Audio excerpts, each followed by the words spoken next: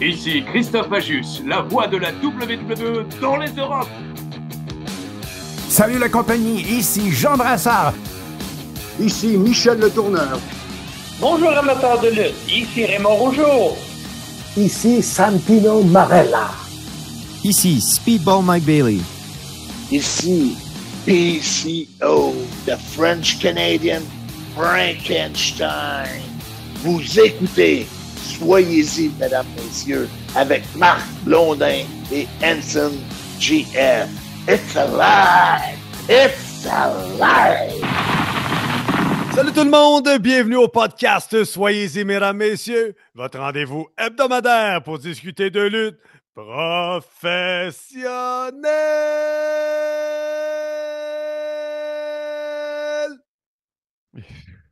Mon nom est Hanson GF, en compagnie, bien évidemment, de Mr. Fun International, Top of the World, The Original, Vintage depuis 1958.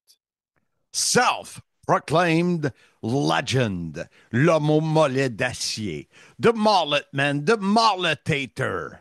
Et comme disait mon ancien partenaire, non, j'ai oublié de quoi, World Class Bad Mouth Champion. Et comme disait mon ancien partenaire, Carl Brière. Carl Brière, qui est Carl Brière? Un gars qui travaillait pour M. Fun. Là, ben, on le salue, sûrement l'écoute. Mais c'est pas Carl qui disait ça, c'était Sylvain Grenier qui disait que tous les gros ont de gros mollets, j'ajoute à cette liste. Et c'est plus vrai que jamais après un voyage avec toi sur la route. Sourd, aveugle, sénile, amnésique. Amnésie, mesdames, messieurs. En plus, là, je suis redevenu gros. Ben oui, on va pouvoir en parler dans le segment des nouvelles à Blondin, mais Partner, comment ça va? Comment ça va? Comme ça. Oh, le disque sautait. Ouais. Ça va bien, retour un petit peu difficile. J'ai manqué l'appel de PCO hier, j'arrivais. Ouais. Avec les valises. Ton épouse. Mon épouse, puis tout, là, je vois l'appel de PCO. Là, fait que j'ai écrit un matin, là, puis je sais pas si on va y parler pour avoir des nouvelles, là, qui a fracassé le monde de la lutte. Le mot fracas est bon. Et on pourra en parler plus tard, là, mais... Mais ça va bien. Je viens de me peser, je suis un peu déçu. Hey, j'ai pris 4 livres. Bon, on met dessus l'affaire ou... Ouais, mais avant d'aller plus loin, là, passons au segment le plus populaire des ondes. Segment Bonnie, les fabuleuses nouvelles à Monsieur Fun. Ouais, bon, peut-être que je pousse un peu. Les correctes nouvelles de Monsieur Blondin. Ouais, non, on est tous bien gardés. Place aux nouvelles à Blondin. Marc, on tombe là dans le vif du sujet, les nouvelles à Blondin. On commence par notre retour de voyage de Dallas pour le pay-per-view de TNA Genesis. Là, c'est tout frais, là. On est arrivé hier soir. Oui, on est arrivé hier soir et c'est pour ça que le podcast va sortir, je pense, c'est 48 heures plus tard que prévu. Ouais. J'ai dit ce matin à David Jouan. David Jouan. Le Casanova des pauvres. Ce que tu dis n'a aucun sens. Non, Marc, c'est le Don Juan des pauvres. C'est une rime. David Jouan, Don Juan. Parlant de rime, faudrait bien que j'en trouve pour ma Mustang. As-tu été voir Pneu et Mag Côte-Saint-Louis? Oui, puis ils m'ont dit d'attendre au printemps. Ah, mais attends au printemps. Hey, on se promène dans les aéroports puis tout, puis la minute que je dis David Jouan, il passe son affaire. Puis j'ai voulu faire de l'improvisation la semaine dernière. J'ai dit que c'était mon fils. Écoute, il y a du monde qui nous ont écrit. Non, changez rien. Gardez ça de même. Seigneur, vous êtes bien dans vos pantoufles. Mais ce qui est drôle, tu dis qu'on est aux aéroports puis on dit nos niaiseries. Là, je saute, là, on est dans l'after party du spectacle, puis on est devant le frère à Nick Nemeth, Ryan, qui a passé... Là, mon petites oreilles! Oui, puis lui, il nous dit, il nous regardait quand on se tirait à la pipe de même, il dit... J'ai dit, on est tout le temps de même. C'est pas juste un personnage qu'on vous fait à radio. 24 heures sur 24, quand j'étais avec Marc, on se tire la pipe. Mais là, sautons pas des détails. Là. Commençons par le début, Marc. Toi, t'es arrivé le jeudi à Dallas. Oui, première chose que je veux vous parler, c'est de la météo. Je suis arrivé à Dallas, il faisait 20 degrés ensoleillé. Le lendemain, Le lendemain, 18 degrés ensoleillé, 14, 4 et moins qu'hier. Alors, c'est incroyable la drop qu'il y a eu. Moi, j'avais juste un petit manteau très mince. Vous allez sans doute voir des photos si David en met. Parce que, oui, tantôt, ça, quand je t'ai dit David jouant, t'es parti avec ton affaire que tu pars tout le temps, là, mais j'ai dit, si ta job nuit au sim, lâche ta job. Ben oui, exactement. Mais, pas de l'air d'accord. Mais c'est ça, je suis arrivé, moi. Oui, exactement. Ben, c'est lui qui se paye, c'est lui le PDG. Ben oui, t'as raison. Je suis arrivé jeudi, un gros 24 heures avant Ensum, et tout s'est bien passé. À ma grande surprise, les vols se sont bien passés à l'heure. Récupération de l'auto s'est bien passé parce qu'on loue des voitures avec Turo parce que ça coûte pas cher. Là, on avait quasiment une minoune, hein? Ouais, écoute, pas de siège chauffant, les lumières, il faut que tu les allumes, pas d'affaires automatiques. Mais c'est ça, regarde. Ça a fait ta job? Oui, la transmission a toffé. Ça tenait sur un fil, ça.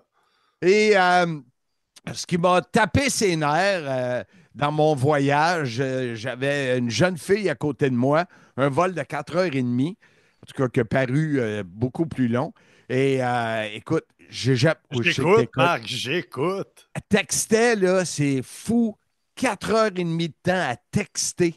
Je capotais, je dis, ça se peut pas. Mais que veux-tu? Débile. Oui, débile. Des fruits débiles. Les fruits sont débiles, les légumes sont débiles, les poissons. Puis là, on est allé au restaurant japonais. Tac, tac. OK, on saute des étapes, là. Continue, Marc. Alors, je suis allé à l'hôtel, checker in, m'assurer que tout est beau, les prix de l'hôtel, la chambre, déposer mes choses. T'as payé, hein? On a payé pour la chambre, encore une fois. Oui, on a payé pour tout. Habituellement, je vous dis, quand on fait un voyage TNA, on a un repas payé et c'est le jour du show. Et c'est vrai pour moi, mais pas pour Hanson. Il reste rien que des légumes, on en parlera tantôt. Pas de temps. Fait que là, j'ai fait un peu de magasinage. Je suis allé Retro Madness. Je vous parle tout le temps de ce site que Novocaine m'a donné et qui me permet d'aller voir toutes les boutiques de jouets vintage dans les villes. Alors, il y en avait une douzaine. Avant de partir, j'ai écrit. Et les gens de Retro Madness ont 2 boutiques, dont une qu'on a visitée 2 fois. J'étais arrivé dans le parking, je disais, j'étais venu ici il y a 2 jours. Bravo, Marc. Et finalement, c'est ça, j'ai trouvé des figurines. Puis on va vous en reparler tantôt. Je vais même demander à David, s'il a le temps, de mettre la vidéo là, que tu as pris avec moi les pieds nus, où on rit là, dans la chambre. Là. Je parle de mes achats. Un peu de magasinage, j'aime ça. Oh, la langue épaisse, la langue molle, comme tu dis. Ricky the Dragon Steamboat, Mean Gene avec Hogan, Brother Love, Kevin Steen. C'est écrit Steen dans le dos. Alors, Kevin Steen, Hulk Hogan, Haku, Zack Ryder ou notre ami, là j'étais un peu Francona dans la tête. Matt Cardona, Ric Flair et Rick Steiner. Alors, pas mal ça, le magasinage, ça va bien, c'est le fun. Fait que, on en profite, mesdames, messieurs. Je suis allé, grâce à Cédric qui m'a donné ParkWiz, je pense que ça s'appelle, là, une application pour trouver un stationnement parce que 45 US, vous savez comment c'est dur à ramasser l'argent. Alors, moi, j'ai trouvé un parking à 9 piastres US pour aller voir le match des Stars qui recevait le Canadien de Montréal jeudi soir. À 14 km de marche, ça? Oui, c'est ça. Mais j'étais à 1 km, fait que c'est pas pire. Puis marcher, ça me dérange pas. Il faisait beau, tout ça. On a assisté. J'ai assisté parce que, vous savez, je devais être là avec 2 talents de TNA et Ross Foreman, mon ami ennemi. Et j'étais tout seul toute la soirée. Il ne m'a pas écrit, c'est pas présenté. Dans la journée et la veille, il y avait eu la fameuse nouvelle de l'entente entre WWE et TNA. Ouais. Et à minuit ou à 11h30 à l'hôtel, il m'a texté ou m'a écrit pour me dire Garde, je t'ai débordé, j'irai pas. 11h30 le soir, il m'écrit pour dire j'irai pas. Tu t'en étais rendu compte qu'il n'était pas là? Oui, exactement. Mais j'étais surpris, l'aréna American Airlines, je pense que c'est ça, American Airlines. Pas trop beau comme aréna, c'est vieillot un peu, mais c'est au centre-ville. Et tu devais fitter parfaitement. Oui, je fitais parfaitement. Puis, et je ne tripe pas, moi, trop sur la couleur verte. Moi, te dire, le vert est à... Tu sais, il y a du vert là-dedans, pas à peu près. Il y en a là-bas. Ouais, ça a été, puis c'est là que j'ai, avec les gens d'à la carte, annoncé leur gagnant, live de Dallas, puis tout ça. C'est cool, ça.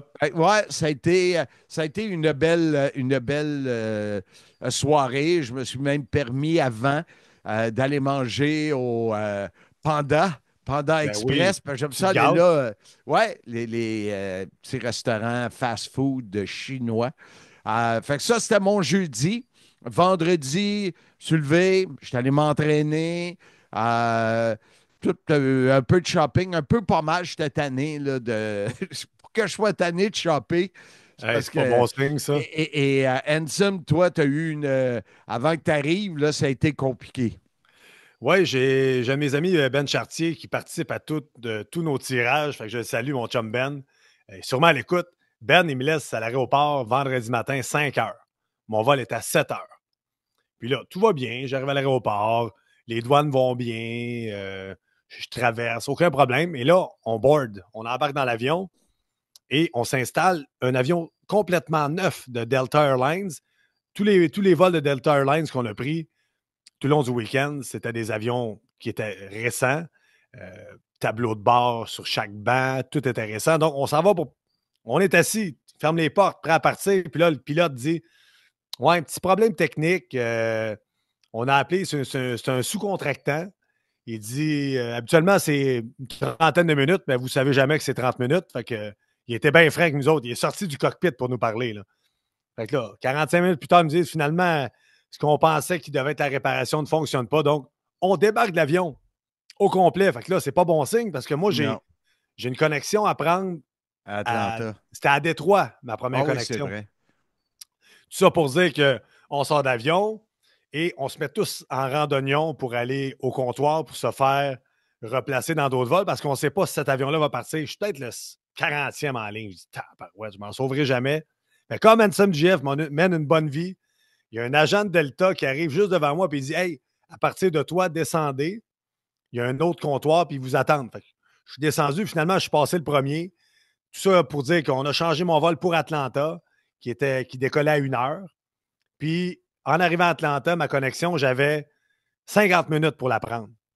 Mais comme vous savez que jamais rien qui arrive pour rien dans la vie, je prends le vol, pars une demi-heure en retard, ce qui fait que moi, je regarde mon heure, là, puis je sais que rendu à Atlanta, il va falloir que je me dépêche. Puis là, c'est long. On arrive à Atlanta, puis juste avant d'atterrir, l'agent de bord, j'allais dire hôtesse de l'air. Bienvenue dans les années 2000. L'agent de bord dit au micro, elle dit qui a des connexions, là? Connexion pour Dallas?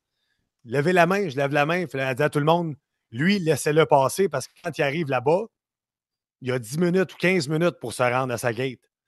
Puis là, je sors de l'avion. Et quand tu dis à sa gate, c'est que ceux qui connaissent Atlanta, l'aéroport, c'est gigantesque. Il faut que tu prennes des trains là, si tu n'es pas dans le pas Atlanta, Détroit. C'était Détroit. Je suis mélangé. C'est Détroit. C'était pas Atlanta. Je devais être à Atlanta. Là, c'était à Détroit. Tout ça pour dire que l'aéroport est quand même assez gros. Et quand je débarque, là, j'ai 10 minutes. Puis je ne suis pas dans le même concours, ça qu'on appelle le même terminal. Donc là, j'ai couru ma vie. Ceux qui ont vu le film Home Alone, Maman, j'ai raté l'avion. Quand ils pensent manquer l'avion, c'était Handsome GF avec une valise trop lourde puis un sac à dos trop lourd parce que j'ai amené trop de stock comme d'habitude. Là, j'ai couru ma vie. J'ai couru. Je pensais mourir 27 fois. J'ai réussi à me rendre à la gate puis embarquer dans l'avion. Puis il y en a 2, 3 autres qui sont arrivés juste après moi. Puis après, ils ont fermé les portes. Fait que j'ai été vraiment chanceux. Et là, ma montre intelligente m'a dit que j'ai pogné un pic de battement cardiaque en haut, je pense, 160.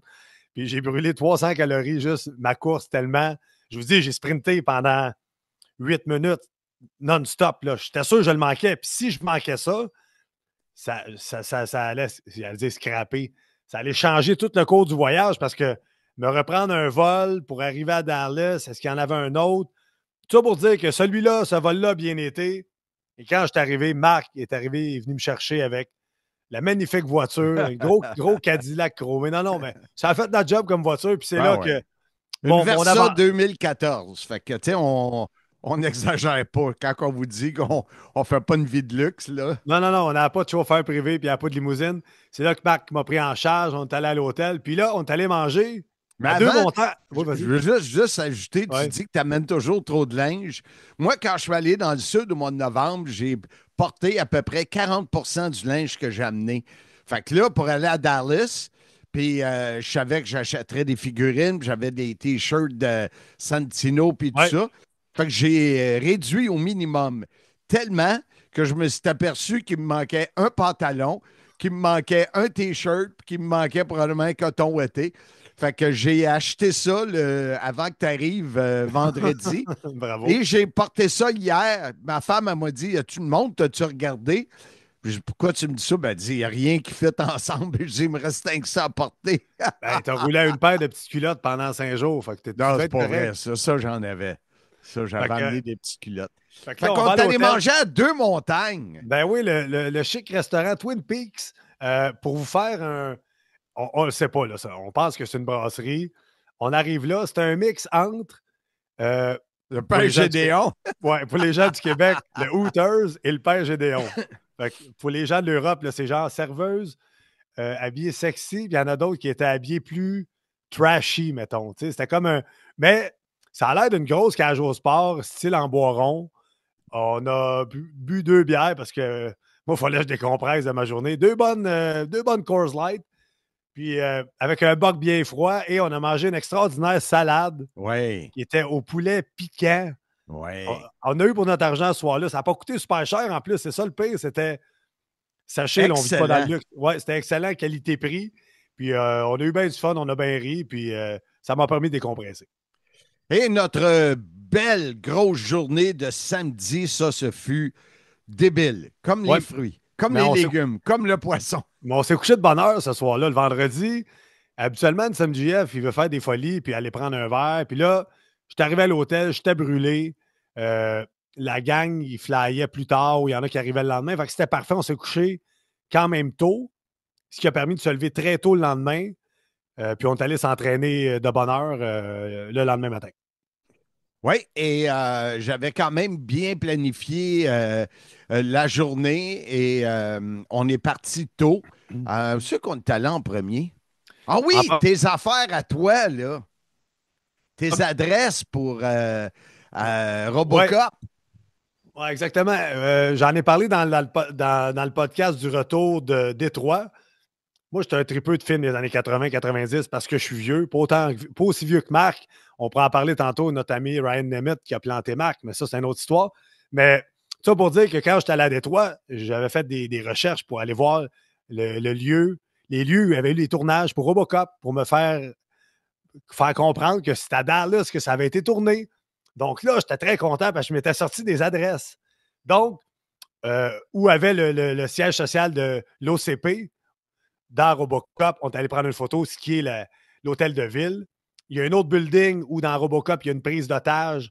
On est allé prendre la photo là. Puis aussi devant ce qui était le poste de police dans Robocop.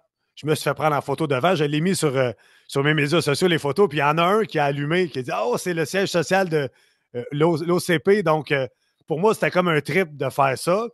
Comme je te l'ai dit, partner, je suis bien content d'être embarqué dans mes niaiseries pour aller faire ces petits détours-là dans la ville. Mais moi, j'y tenais, puis c'était très cool de le faire. En plus, on n'était pas pressé. Non, on avait le matin, il faisait beau, gros soleil. Moi, je prenais les photos, puis je voulais m'assurer que ça fit avec les photos que tu avais sorties, les angles que tu avais sortis du film. Du film. Fait que ça a bien été. Après, on est allé à Arlington. on est allé voir le stade des Cowboys et le stade bon. Des Rangers du Texas. Rangers, ben oui, je m'en dire les Texans. Des Rangers, un beau site, hein? Ouais.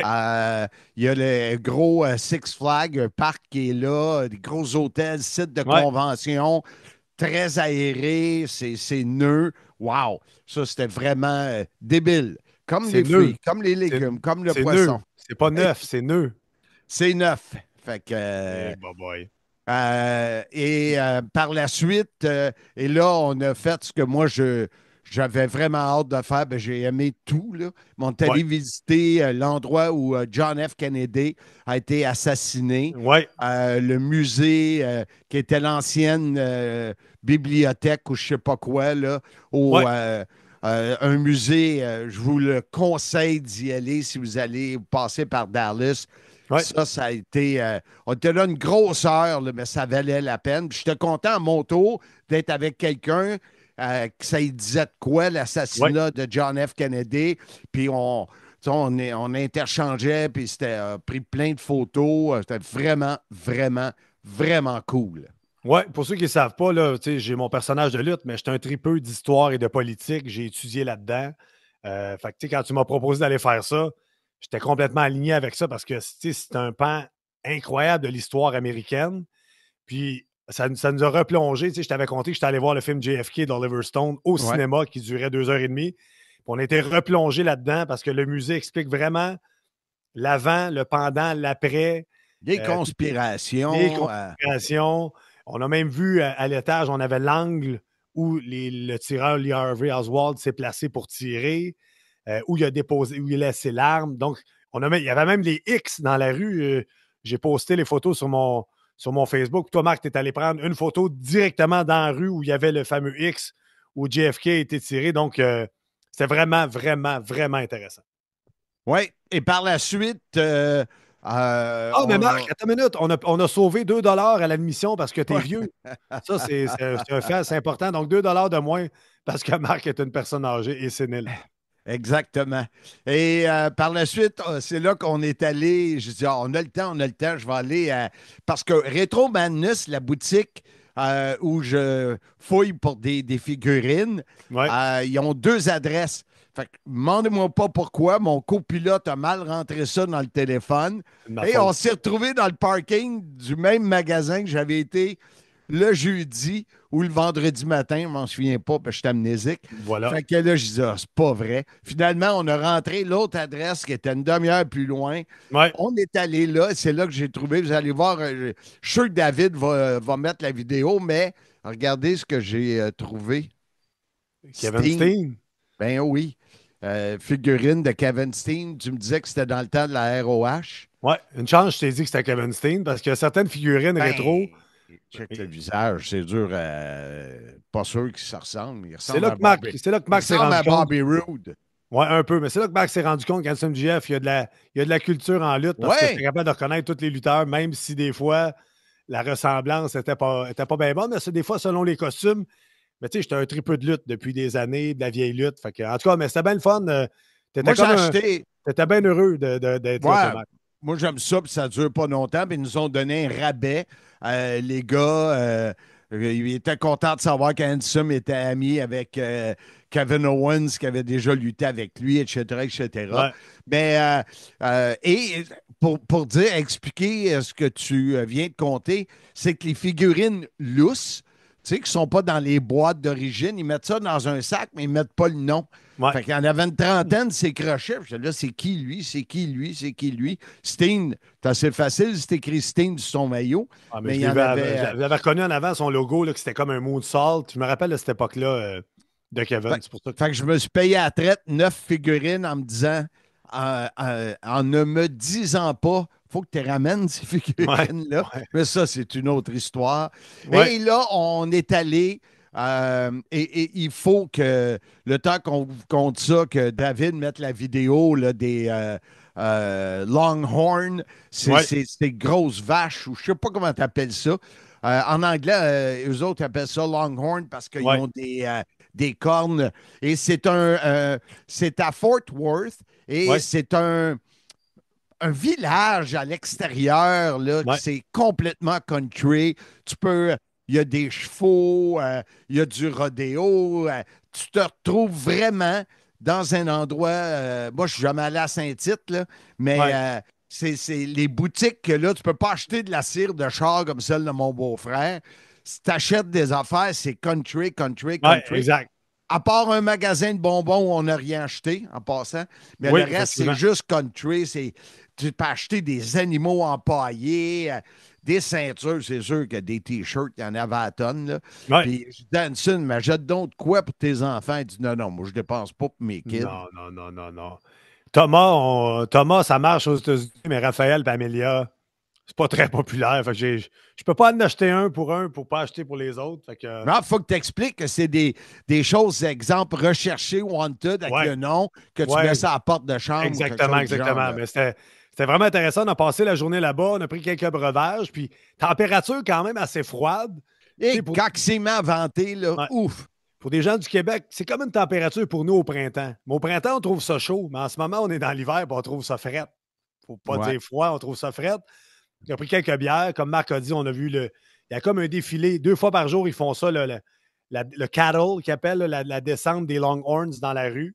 Puis après, il y avait des matchs de football. On est allé s'accrocher les pieds dans un des bars où il y avait de la danse. Il y avait de la danse pendant qu'on écoutait le football. En ligne, ouais, on a eu bien du fun au bar. Il y a une jeune dame qui est venue à côté de moi, que tu appelles.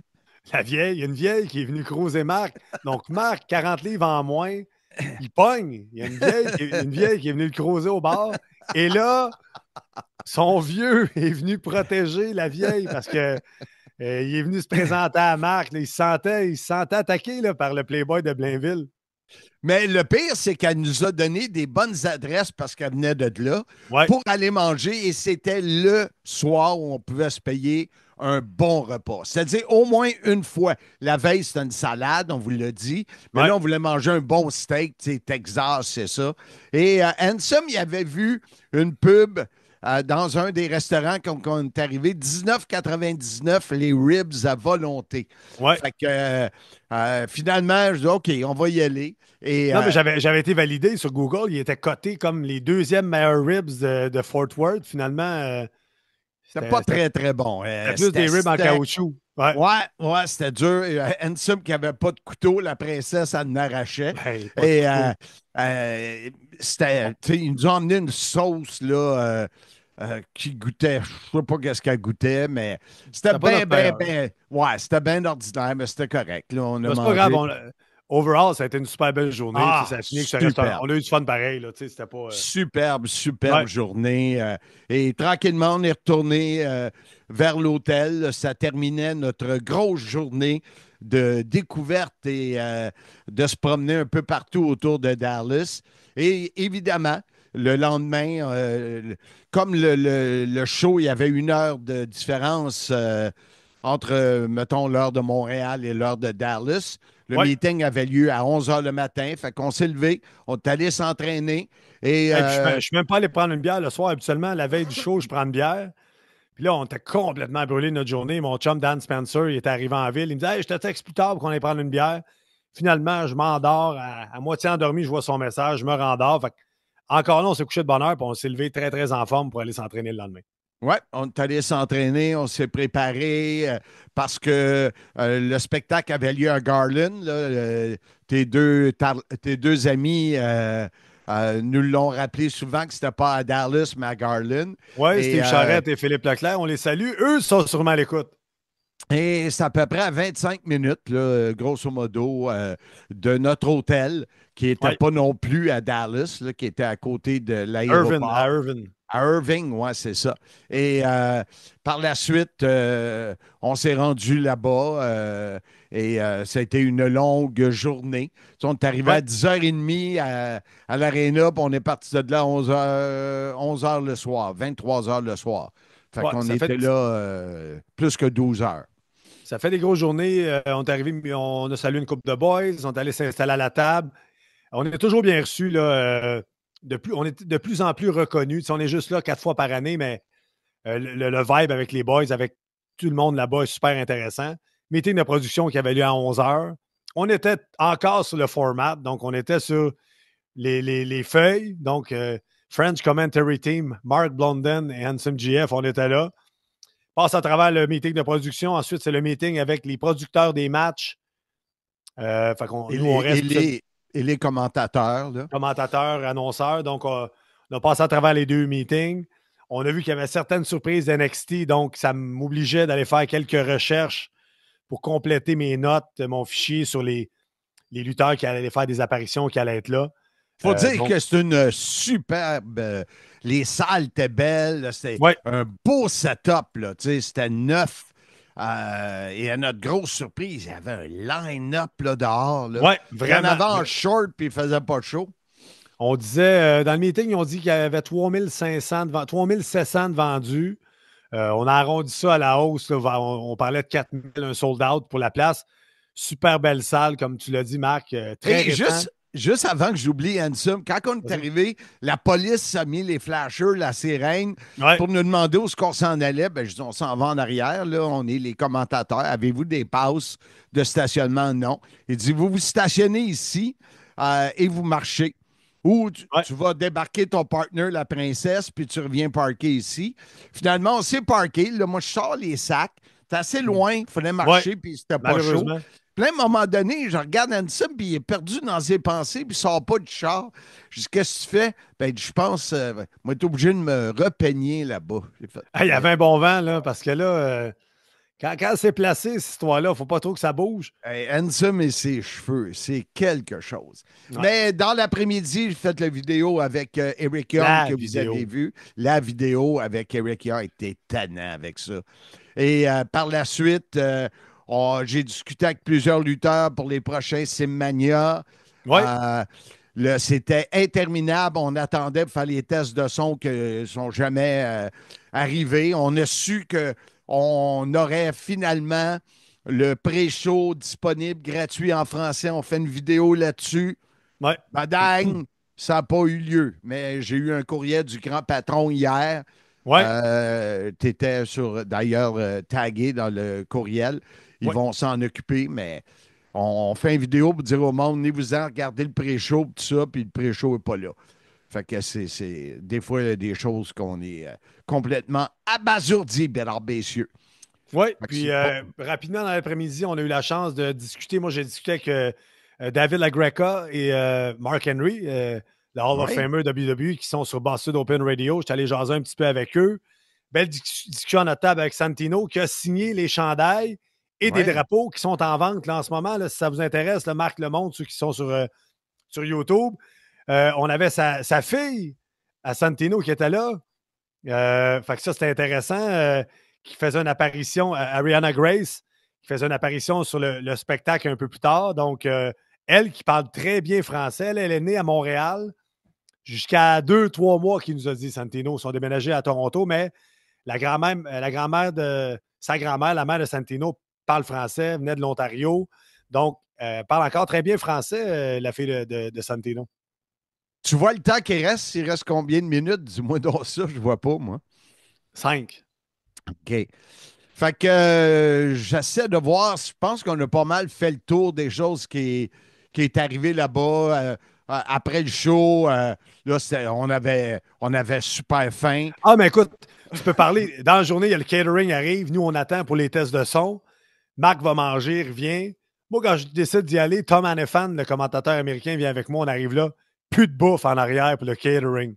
Il revenait avec une assiette avec débile les légumes. 4 morceaux de légumes. Tout ça pour dire qu'on finit, on ouvre la salle, on s'en va à l'arrière. Et quand on arrive dans le vestiaire, Marc peut aller changer. Et à côté du linge de Marc, là, il y a un nouveau catering qui est ajouté avec un gros plat de bin quasiment renversé sur le jacket à Mr. Fun. Là, j'ai regardé hier, j'ai vraiment des taches. Là, je m'en vais le porter chez le nettoyeur. Ça se peut pas. Ça se peut pas. Tu sais, le vestiaire est gros comme ma main, mais là, à l'extérieur du vestiaire, il n'y avait rien là, au bord de la porte.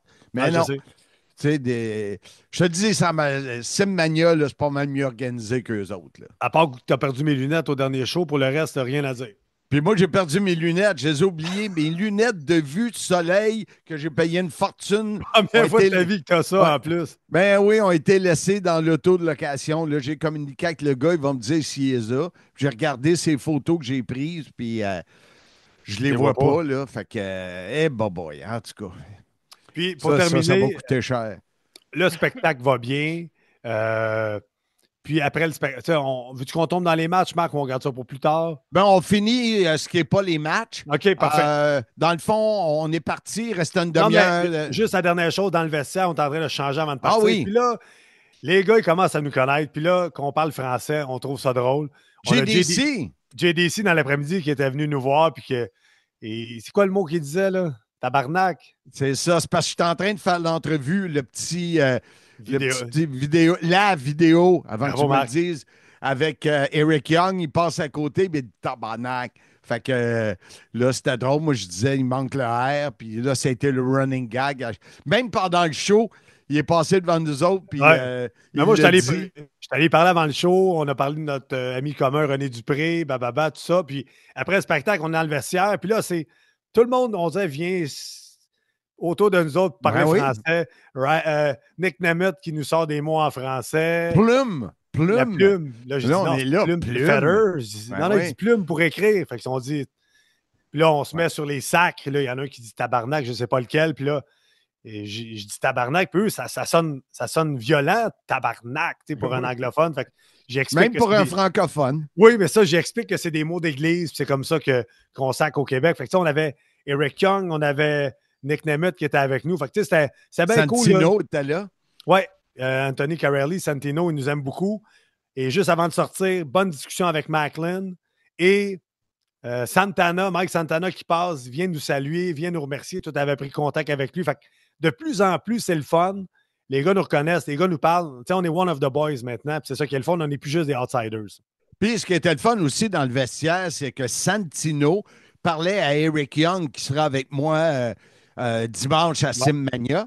Et il lui disait, il faut que tu manges des ailes de poulet micro-brassées, l'entêté. Il faut que tu prennes des briskets, qui est des ribs. Là, en tout cas, il comptait comment. Puis c'était le fun d'entendre parler Santino à EY, puis mettre over comment on organise bien les événements. Ouais. Fait que c'était le fun. Puis finalement, on s'est ramassé au Denny's en face de l'hôtel pour ramasser...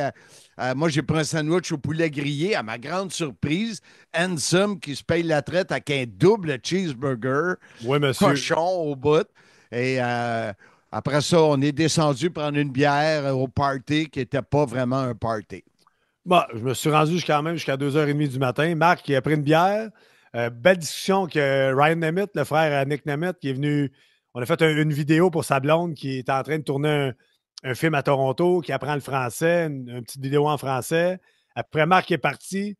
Je suis resté avec Ryan Nemeth. J'ai jasé avec Eddie Edwards. J'ai jasé avec les Rascals. Après, j'ai jasé avec les gens du marketing, Romy avec Sébastien Soive, que moi, contre qui j'ai lutté, qui est maintenant au niveau marketing et promo pour TNA. Donc, après, je suis revenu à la chambre, là, beaucoup trop tard comme d'habitude, mais avec des bonnes histoires à compter. Puis, tu sais, mine de rien, je regardais l'heure que tu m'as envoyé la vidéo. Est à peu près 1h30. Fait que je me suis pas couché trop de bonne heure. Là. J'ai vraiment... je suis allé, mais le party ne levait pas. Fait que c'est un peu ça. On va faire une pause et on va revenir. Je ne sais pas si vas-tu pouvoir rester avec nous? Non. OK.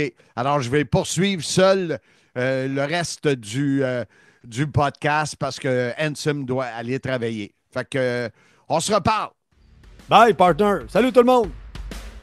Tout collectionneur qui tripe sur le hockey aime les items autographiés et de collection. Pour ton sous-sol, ton man cave pour offrir en cadeau ou pour une levée de fonds, JMT Collection sont ceux qui t'offrent chandail, rondelles, cadres et tellement plus. Jonathan Terrien et JMT Collection, le choix du cime. Collectionneurs, soyez-y, mesdames, messieurs. Alors, on est de retour sur le podcast Soyez-y, mesdames, messieurs, épisode 201.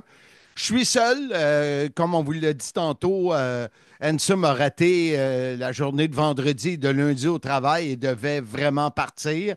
Et déjà, qu'on est en retard dans l'horaire habituel de sortie. On ne pouvait pas retarder. Moi, ce soir, je suis avec les gens de À la carte à Boucherville, donc je ne suis pas disponible. Et demain, je m'en vais à Québec. J'anime une école à Québec jeudi, une école à Saint-Hyacinthe vendredi, Simmania dimanche. C'est une semaine complètement folle. Et bien sûr, je reçois Eric Young ce week-end. Alors, désolé, vous allez être obligé de terminer le podcast avec moi.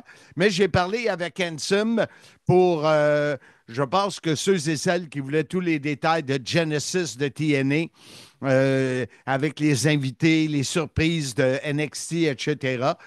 Vous avez déjà eu l'information. Nous, on a fait un top 3 de ce qu'on a aimé et ce qui nous a déçus.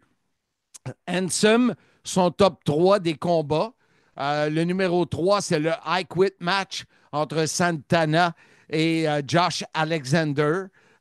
Superbe combat. Santana qui a bien travaillé sa foule et Alexander qui a pris le micro et qui a dit « Je quitte TNA ». Jeudi, cette semaine, vous allez pouvoir écouter sur Sportsnet Live pour la première fois TNA et Santino Marella va adresser la situation avec Josh Alexander. Son deuxième coup de cœur, c'était le combat main event Nick Nemeth et Joe Hendry. Et son premier, c'est le combat avec Mme Blanchard, Tessa Blanchard et Jordan Grace. C'est vrai que ça a été tout un combat. La déception de Handsome, la foule. La foule, il y avait beaucoup de monde, mais c'est une foule qui était passive. Il y a des moments, je m'attendais des chants, ça ne menait pas. Je ne sais pas, mais je suis d'accord avec lui, c'est pas ma plus grosse déception, mais oui, une foule décevante au niveau énergie. Moi, de mon côté, mon numéro 3, ça a été Blanchard Jordan Grace. J'ai bien aimé ce combat-là. Wow, c'était vraiment spécial. Mon numéro 2, ça a été Nick Nemeth. Dans le fond, j'ai le même numéro 2 là, avec Joe Hendry qui est devenu le nouveau champion, finalement. Mais mon numéro 1, à moi, c'était les Hardys contre les Rascals. La chair de poule, c'était deux équipes de face, de babyface, de gentils. Et quand les Hardys sont rentrés, il y a eu un moment où la foule à Dallas était vraiment dedans. C'était l'accueil des Hardys. J'en parle, j'ai encore le share de Pullis. Donc, c'est mon top 3 à moi de Genesis. Et ma grosse déception, je me l'attendais.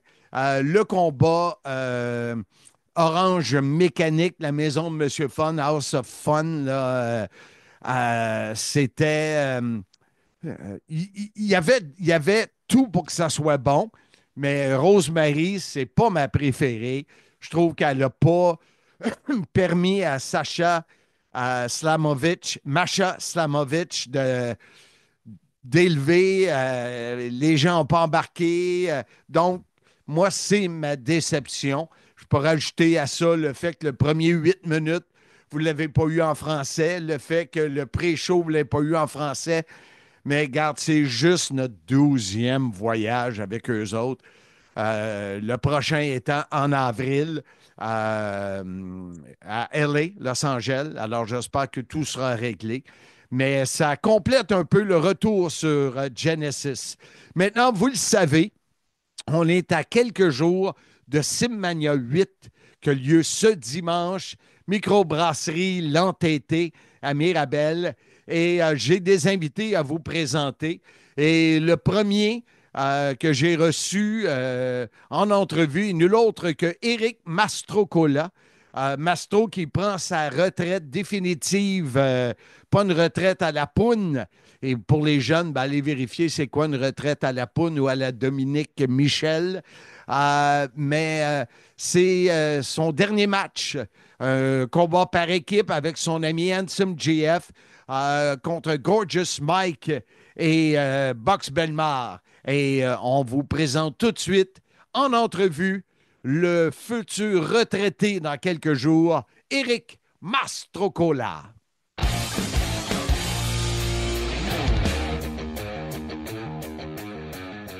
On est de retour sur le Soyez-y, mesdames, messieurs. Et Éric Mastrocola, toujours sous le pont de Brooklyn.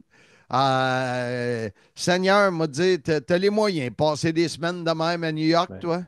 Faire du télétravail en dessous du pont, je pense que c'est une bonne chose. C'est bon pour l'esprit. Ben oui, ben oui, ben oui. Dis-moi, dans quelques semaines, c'est Simmania 8. Ouais. On en parle depuis, toi et moi, depuis peut-être un an, que ça pourrait être ton dernier combat, puis tout ça. Là, c'est officiel.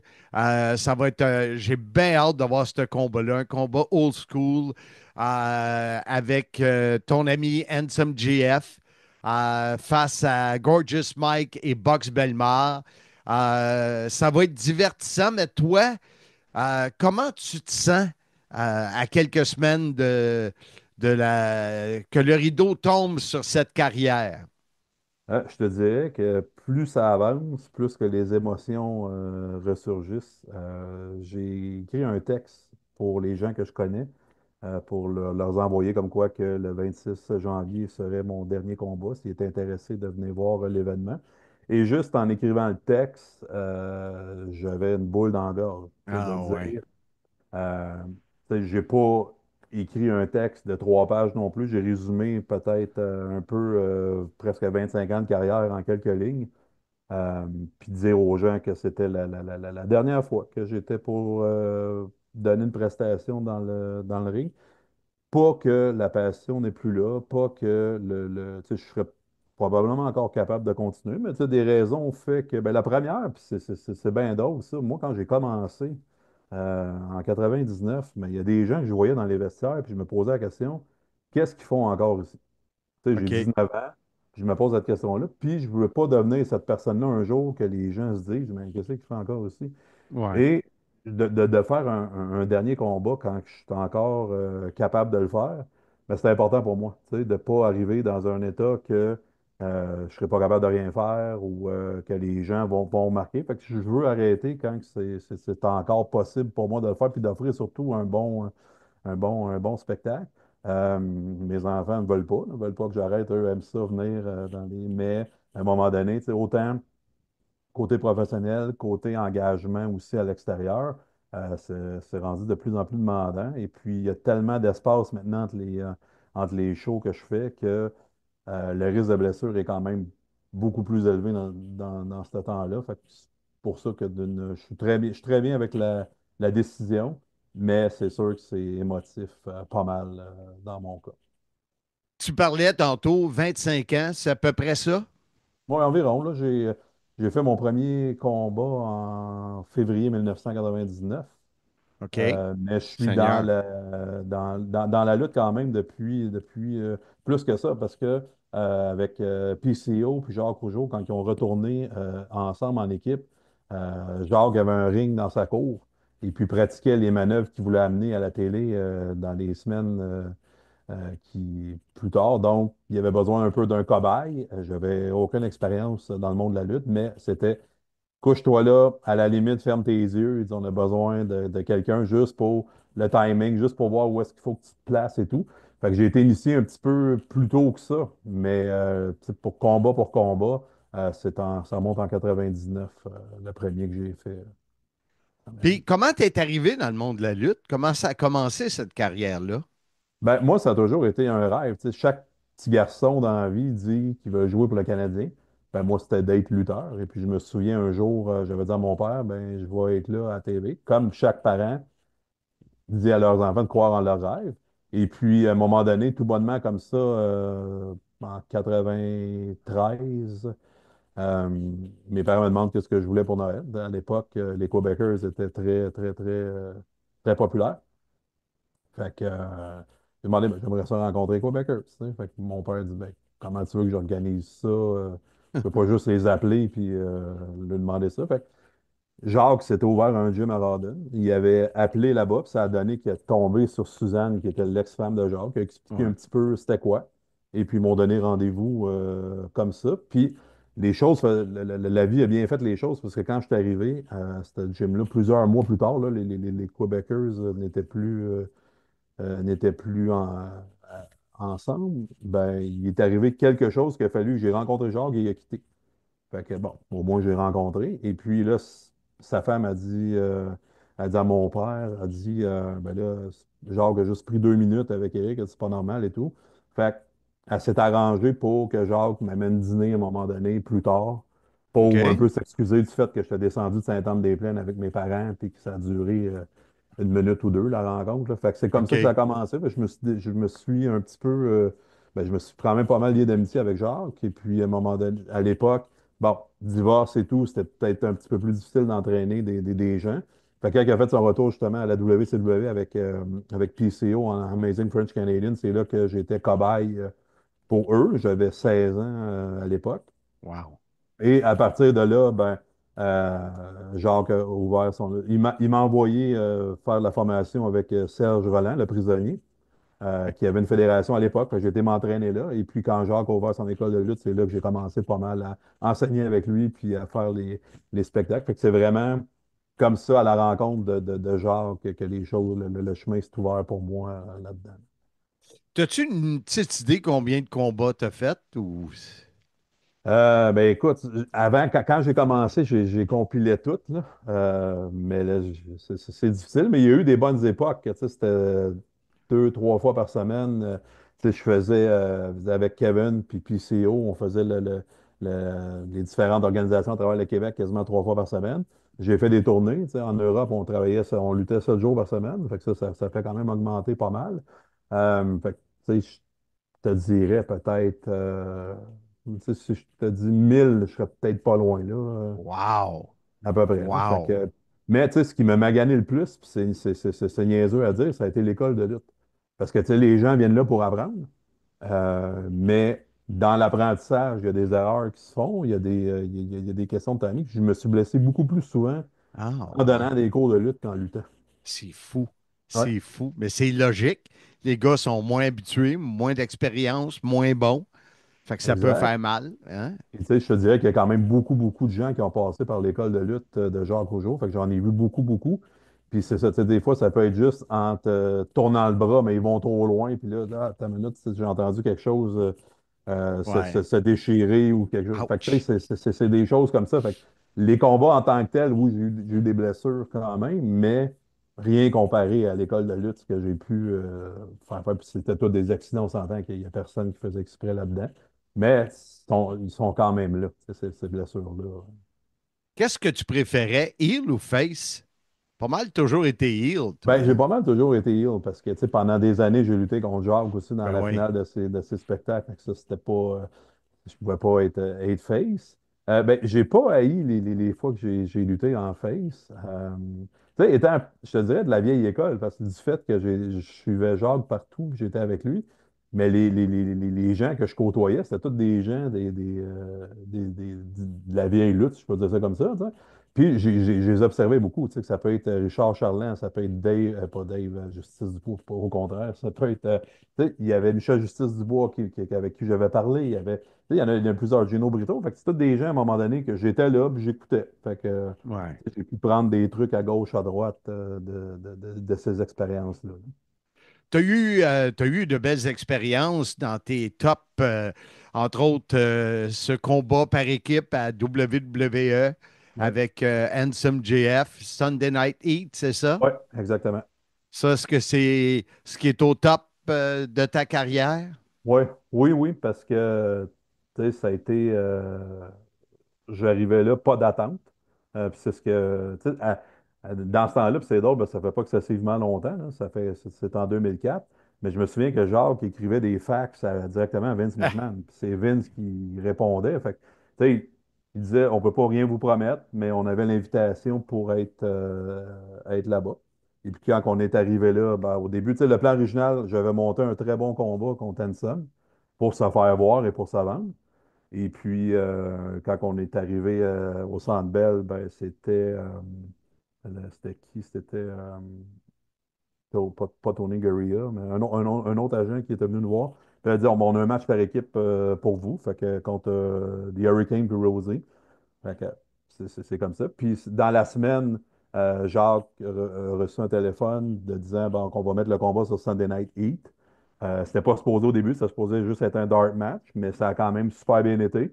Fait qu'ils ont pris la décision de mettre ça sur Sunday Night Heat. On savait qu'ils avaient filmé quand même, mais ils ont décidé de mettre ça sur Sunday Night Heat. Fait que ça, c'est au palmarès. J'ai surfé beaucoup sur cette vague-là, là, je te dirais, dans ma carrière. Ça m'en parle encore. Non, c'est ça. Puis on s'en parle quasiment toutes les fois qu'on se parle. Et puis, tu sais, j'ai eu d'autres essais, mais qui n'étaient pas télévisés. Puis d'autres, bon, c'était l'après-midi dans le ring et tout. Mais tu sais, vraiment, le highlight, c'est celle-là. Et puis, mettons, top aussi, top 3, c'est les tournées TOW qui étaient. C'est ça, je m'en allais te parler. Ouais. Je me souviens, moi, j'allais me coucher de bonne heure, là. Vous autres, vous preniez un petit verre tranquille, les trois gars, Sly, Handsome et toi. Ouais. Moi, comme j'étais un homme sage, j'allais me coucher plus tôt. Tu te souviens-tu la fois à Rivière-du-Loup avec le bat de baseball? Je m'en allais te parler de ça. On est, oui, justement, à Rivière-du-Loup. C'était-tu Rivière-du-Loup? Oui, hein? Je pense que oui. Je me souviens plus le nom là, de l'aréna. J'ai tech dans la tête. Là. Puis, il y avait eux autres, ils avaient vendu des billets. Là. Il y avait du monde là, c'était incroyable. Puis, il y a un gars, tu sortais tout le temps avec ton bat de baseball. Tu avais copié ça de Sting, j'imagine, ou Sting a copié de toi. À vous de choisir. Puis, il y a quelqu'un qui t'avait arraché le bat de baseball des mains. Tu étais heel méchant au bout. Là. Puis, j'étais à côté de toi. Je me souviens, j'étais proche. Là. Puis, tu sais, c'est une des rares fois que j'ai eu peur. Parce que, fin de soirée, encore une fois, tu sais, la bière coulait à flot. Puis, quand il m'a arraché mon bat, tu sais, j'étais nonchalant. Là, je m'en venais un peu nonchalant avec parce que, bon, peut-être que ça m'était jamais arrivé ou je pensais pas que quelqu'un était pour le faire. Et quand il m'a enlevé le bat de baseball, j'ai vraiment eu peur pour l'instant de quelques secondes de recevoir un coup. Puis, tu sais, ma réaction, ça a été de passer par-dessus la clôture puis de tout faire pour essayer d'y enlever pour pas qu'il arrive rien. Mais, tu sais, c'est le genre de choses, des fois, tu dis, c'est un peu anodin. Ouais. Mais, tu sais, que ça peut vraiment mal virer. Puis, tu sais, ça s'est passé dans l'instant d'une seconde. Moi, je me souviens, je t'ai dit, casse-toi pas la tête, je vais te défendre si ça arrive de quoi, mais je pense que tu m'écoutais pas. Ben non, je me suis dit que je voulais pas que tu reçoive un coup, mais non, c'est ça, c'est ce genre de choses qui arrivent comme ça, que tu n'as pas beaucoup de temps pour réagir, puis tu ne veux pas non plus être victime d'un coup de batte de baseball en pleine face. Écoute, plus de 25 ans dans le ring, ça va se terminer dans quelques semaines, dimanche, le 26 janvier prochain. Mastro, merci beaucoup d'avoir pris le temps de nous jaser. Et à ce moment où l'entrevue va être diffusée, je ne sais pas s'il va rester des billets, mais s'il en reste, ben, venez voir ça. Ça va être une superbe soirée. Il va y avoir une portion qui va être très émotive, j'en suis convaincu. Tu vas avoir beaucoup d'amis et de membres de la famille qui vont être là. On m'a parlé de quelques centaines. Ah non, c'est quelques dizaines. Il faut que j'essaie de finir ça, que ça soit léger, là, que ça soit léger. Fait que Mastro, un gros merci. J'ai hâte de te voir et comme je l'ai mentionné, ben, ta carrière de lutteur s'arrête à Simmania 8, mais ta carrière de booker agent va continuer parce que tu fais maintenant partie de l'équipe Simmania. Tu commences justement le 26 janvier prochain tranquillement. Et tu seras avec nous, André Terrien et Rocky Stone, Eric Paquette. On va former un bon quatuor, puis on va monter des bons shows. Ça va être le fun. Je suis bien excité de ça. Mastro, un gros merci et au plaisir de te voir dans quelques semaines dans une forme physique tout à fait, comme dirait ton ami, incroyable. Salut! Bye bye. Le CIM remercie le Casino Grand Royal de Wallinac pour son appui. Jeux, repas, bars et une ambiance unique en Mauricie. Offrez-vous une visite au Casino Le Grand Royal Wallinac. Vous serez traité en VIP. Et pour poursuivre cette cette portion du podcast 201 sur Simmania. Ben, il y a Eric Young qui est notre invité, EY. Quel bonhomme, super professionnel, une voix incroyable, un pro dans le ring. Et il sera au Québec ce week-end pour Simmania dimanche. Il affrontera le diamant brut Zach Patterson. C'est un combat que j'ai très hâte de voir. Donc, voici l'entrevue avec Showtime, Eric Young.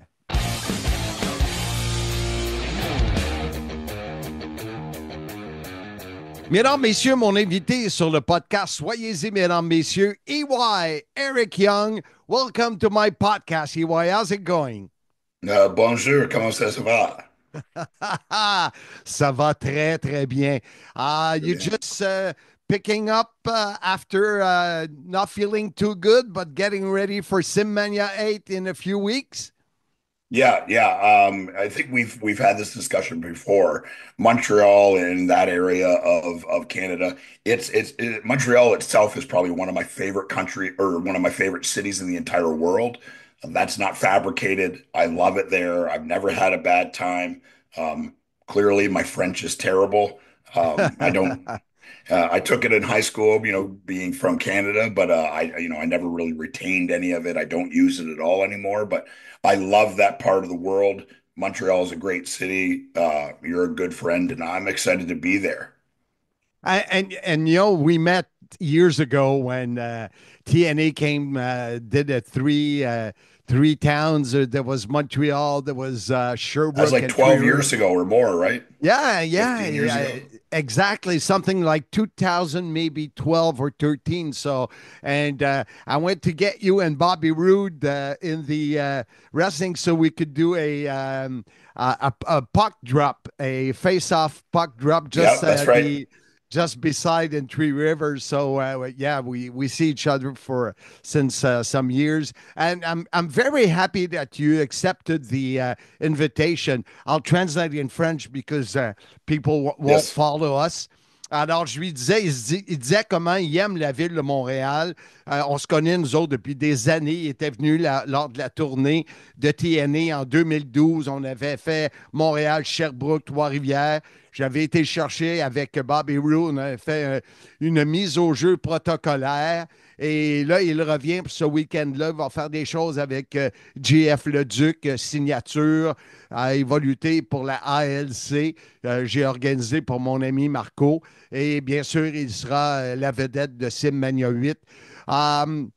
It's going to be fun to have you. My shows, Simmania, are in the past 100% VIPs. It's round tables, a few seats, maybe 20. The rest is all around table. People eat during the show. Nice experience. And we have a exciting card. One of our friends will have his retirement match. And my partner with TNA, Handsome GF, will be there, will wrestle. So it's going to be a great evening. And you will face a young guy from Montreal, Zach Patterson. And we called him the diamond in the rough. Very, how can we say that? Prometteur.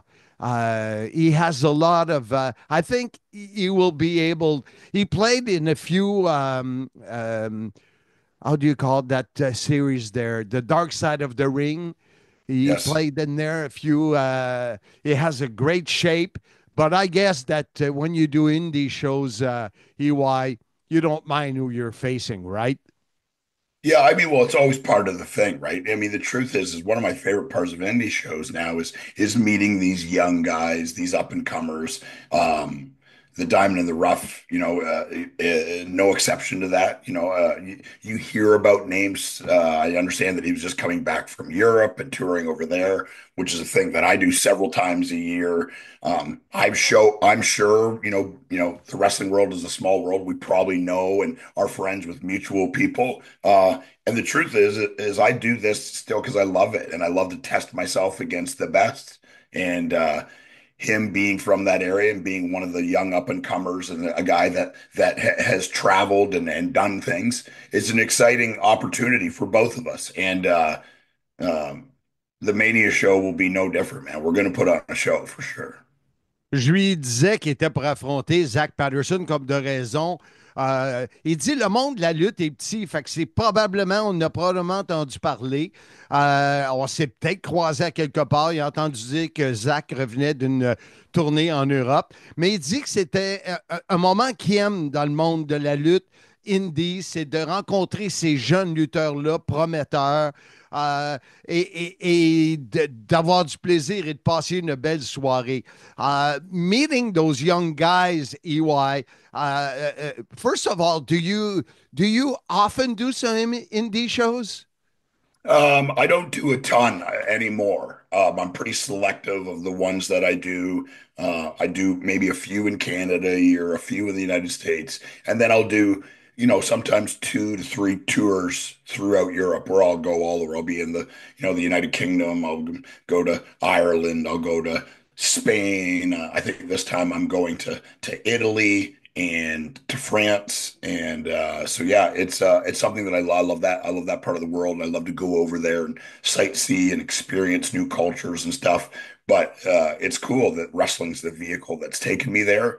But yeah, I'm pretty selective. And I know that you run, it's kind of like a different kind of show, right? It's, like you said earlier, VIPs, and they're at these round tables, banquet kind of setting. And that's kind of a throwback. And I love that. And yeah, it's any chance I can get, any excuse I can come to Montreal and I get to wrestle and make some money and hang out with you and with Jeff and some of my friends from there, I'll take it. And Santino was part of my last show, and he was really impressed. I'm not saying that I'm proud of what we do. I'm really proud. But he was, he said, number one class. So he was very happy of what's. I'm sure. I hope that you'll say the same thing when you leave. Je parle à EY, puis je lui demandais s'il faisait beaucoup de lutte indépendante, puis il dit non, il est très sélectif. Il va en faire quelques-uns au Canada, quelques-uns aux États-Unis, mais il aime beaucoup aussi faire des tournées, quelques tournées en Europe. And you're talking about Europe.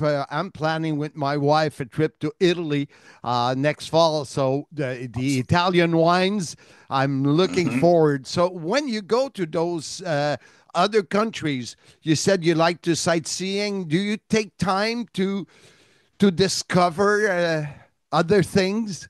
Yeah, I try to. I mean, as you know, sometimes you don't have time, but fortunately for me, TNA was a really big deal over there. It aired on regular television from around 2009 to 2015. So, most of the guys on the roster at that point, me included, are household names. And a lot of the young wrestlers from there grew up watching solely TNA wrestling because it was on a free channel there that everyone had. Yeah. And as you know, wrestling is typically on the weekends. So my weekends are typically booked up, but, I'll often have, sometimes 3 or 4 days throughout the week when it's not busy at tourist things. And I mean, mostly I just like to, see where I'm staying and walk around and eat the food and meet local people and do local things.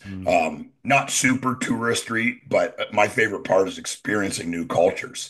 And when I go, I stay in Cambridge.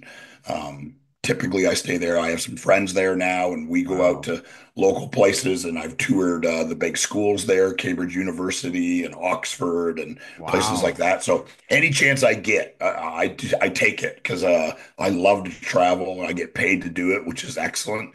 But I try to learn as much as I can. Alors, il nous dit, quand il va en Europe, il apprend beaucoup la culture. Il nous a parlé de Cambridge, où il y a des amis, il aime ça, découvrir, aller voir des universités, tout ça. Et pour lui, c'est important parce que les fins de semaine, il lutte.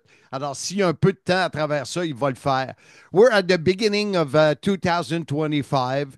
What can we hope for Eric Young in 2025? Well, I mean, as you're part of the TNA family, and being part of that going into 2025 is exciting because there's lots of big things happening. We're plans to go back to New York. Our first show in California, in Los Angeles, California. And I mean, I couldn't tell you how long it's been since TNA's been there. Um, uh, Obviously, I think what is wild about it is the Montreal show.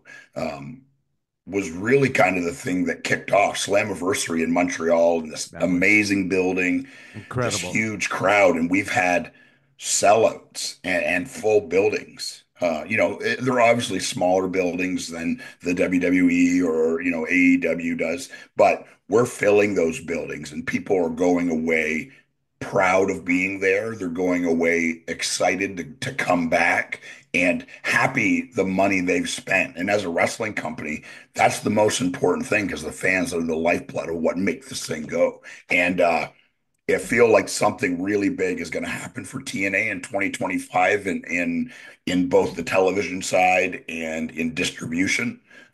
Wrestling's growing and WWE going to Netflix and the old statement of high tide raises all boats and being part of a company that has been my home. I've left on a couple occasions, but the truth is I made my name and my home is TNA Wrestling, and I'm happy to be there and be. I'm planning on being a very big part of 2025.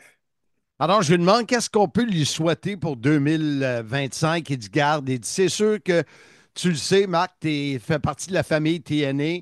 Il y a tellement de choses. Il nous parle de Los Angeles, en Californie, à New York, des choses qu'on vous a déjà parlé. Les gens viennent voir les shows, ils partent de là contents. Oui, c'est pas des grosses arénas comme des gros stades comme la WWE ou All Elite, mais quand même, on remplit ces salles-là. Donc, il est très, très excité. I will see you. Of course, in Dallas in a few days, and I hopefully in Dallas we'll have the same wave of crowd and this positive things that are happening to the TNA family. Yeah. And I think Dallas and San Antonio will be no different. Texas has always been an amazing wrestling state. San Antonio is a really cool city. The Riverwalk there, that part of the country is a part of country that has just always been synonymous with wrestling. So I think it's going to be more of the same. And we're going to want to kick off January the right way by having a sold out building with people screaming and think most importantly for me, people going away happy with the money that they've spent and the time that they've spent coming to watch. And I think that a lot of the fans of TNA wrestling, especially the diehards, they can feel the energy too, and they can feel the momentum swinging, and they're just as proud as we are to be part of that, and word spreading. It's spreading on social media. It's spreading throughout the wrestling world. TNA is a place to be. It's a destination. And the truth is I feel like the shows maybe at this point have never been better. And going into January will be no different. Dallas first, then San Antonio a few days later. And then I get to go to maybe my favorite city in the world, Montreal, Canada, with you, man. I'm truly blessed and so lucky that this is part of my life. And I can't wait to see what 2025 brings. Alors, il a bien hâte de voir ce qui va arriver à Dallas, où je vais le voir dans quelques jours. Et comme il disait, là, les gens sur les réseaux sociaux, ça parle de TNA. Il y a un bon vibe, c'est le terme qu'on peut utiliser. Puis bien sûr, il s'en vient à Montréal. And don't forget the invitation if you decide to come earlier in Dallas.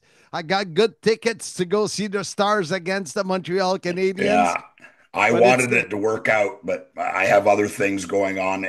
Like Mark, I'm a hockey crazed person. I've never been to the arena in Dallas. I've only heard great things. And if I could have came in early, I would have done it. It just wasn't possible for me to do. I try to juggle the balls around and make time for it. But I try every time. Anytime I'm anywhere, I try to make time, especially for the NHL. My goal is to see a game in every rink, and I'm well over halfway through, I think, now. But Dallas is one that I need to check off the list. So Tommy Dreamer and you are in competition. Nobody's close to him. He's a crazy person. He's crazy. We know he's crazy in the ring. But... he's even crazier in real life, and a dear friend. Loves sports, loves live sports. I think now he's seen a game, an NFL game in every stadium. Wow. I think he's got a few left for MLB, for baseball, and I think he has a few left for hockey, including, I think not now, I think he's gone to Utah. So the new one is off the list, but he's got a couple left. And then he will have seen a game in every arena in all of those leagues. So it's impressive, man. Alors, je lui disais que l'invitation tenait toujours s'il voulait venir voir les Stars contre le Canadien à Dallas. Malheureusement, il ne peut pas. Puis il dit qu'il aime ça, le hockey, puis il veut faire tous les arénas, mais il n'est pas aussi maniaque que Tommy Dreamer, qui a à peu près tout vu dans le baseball, le football puis le hockey. Eric Young, thank you for your time. I took a little more than I asked you, but I really appreciate, and I'll see you in a few days in Dallas. Merci, mon ami. Merci. Merci beaucoup. Simmania 8 réchauffera ton hiver dimanche le 26 janvier prochain. Assistez au match de retraite de Eric Mastrocola après plus de 20 ans de carrière. Et c'est à Simmania 8 que ça se terminera. Soyez-y, mesdames, messieurs. De retour sur le podcast Soyez-y, mesdames, messieurs. Les autres combats rapidement en vue de Simmania 8 présentés ce week-end. On a ce 3 contre 1 avec Gabe Kodvik qui affrontera entre autres Dance the Maniac et 2 autres lutteurs. On a effectivement le combat de championnat Simmania entre Maxime Lemire et Chase Ironside. Ça sera une belle soirée. On vous présente 6 combats solides. Je suis certain qu'il reste, là, au moment où on se parle, il reste peut-être une dizaine de billets. J'ai pas eu le temps de faire le calcul depuis que je suis de retour de Dallas, mais pendant le week-end à Dallas, j'ai vendu une 20aine de billets. Alors, il n'en reste pas gros. Cherchez pas là, dans les sites de vente de billets. Écrivez-moi en privé pour avoir votre billet VIP et pour savoir si je vais ouvrir des places régulières. Pour l'instant, c'est non, mais ça se peut bien que dimanche matin, j'annonce qu'il y a une dizaine de billets ou une quinzaine de billets réguliers disponibles. On verra selon la salle comment elle va monter. Alors, on est rendu là. Simmania 8, et on va vous annoncer des belles choses pour Simmania 9 et Simmania 10. Et bien sûr, la semaine prochaine, on revient sur l'événement Simmania avec des entrevues qui seront réalisées par Cédric, mon fils. J'espère que vous allez être avec nous ce dimanche. Et on a de beaux épisodes qui s'en viennent. Et en passant, un énorme merci. L'épisode 200 avec les Hardys, avec Christophe Ajus, avec Sly, avec Pat Laprade, c'est un de nos plus gros en termes d'écoute. On a eu plus de 1500 visionnements sur YouTube et écoute sur les différentes plateformes de balado. Un gros merci. Donc, le prochain mois, on va parler également, bien sûr, du Royal Rumble qui s'en vient à grands pas la semaine prochaine. Alors, il y a plein de choses qui s'en viennent sur le Sim, plusieurs surprises. Et moi, je vous dis, j'espère vous voir dimanche à Mirabel pour Simmania 8 à la microbrasserie L'Entêté, présenté par À la carte sport. Et d'ici là, je vous dis, comme je le dis depuis 200 fois, c'est la 201e fois. Soyez-y, mesdames, messieurs.